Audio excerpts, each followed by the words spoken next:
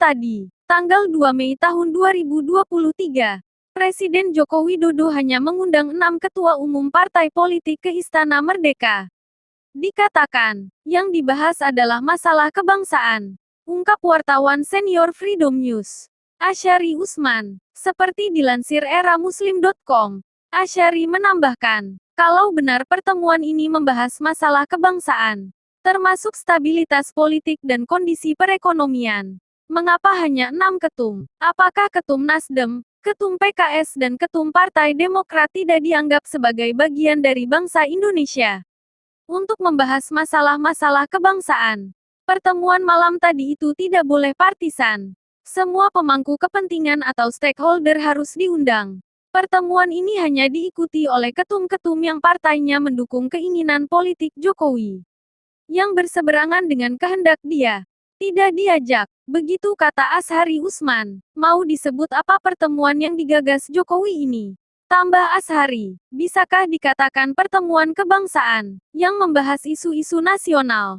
Jelas saja pertemuan ini bukan pertemuan, atau silaturahmi kebangsaan. Lebih cocok dikatakan sebagai silaturahmi pilihan politik Jokowi. Bahkan, lebih jujur lagi kalau disebut sebagai pertemuan politik anti-Anies. Inilah yang tergambar dari pertemuan partisan di Istana Merdeka itu.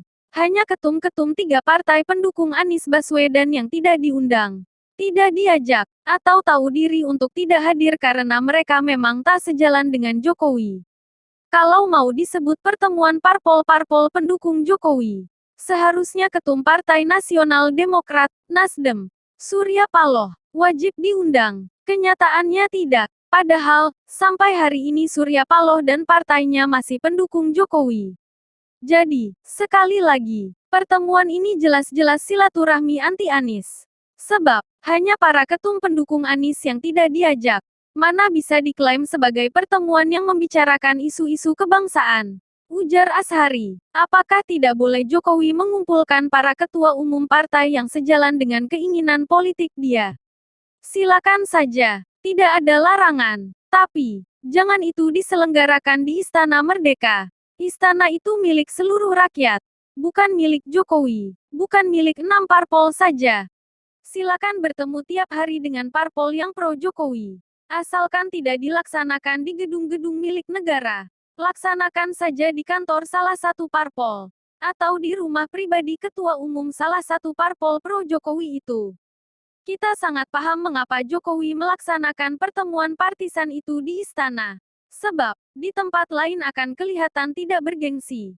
Tidak ada wibawa, tidak presidensial. Jadi, pertemuan partisan seperti malam tadi itu di istana negara.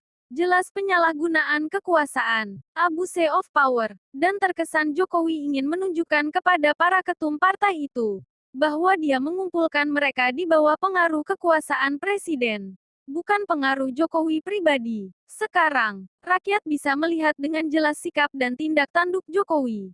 Dan sikap seperti inilah yang ingin dia lanjutkan lewat Ganjar Pranowo. Tentu ini sangat berbahaya. Dia akan melanjutkan cara-cara memecah belah bangsa.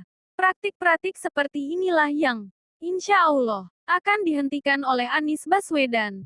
Ketika beliau kelak duduk di kursi presiden, Anies tidak akan melakukan ini. Dia akan memberikan teladan terbaik dalam berbangsa, bernegara, dan berdemokrasi.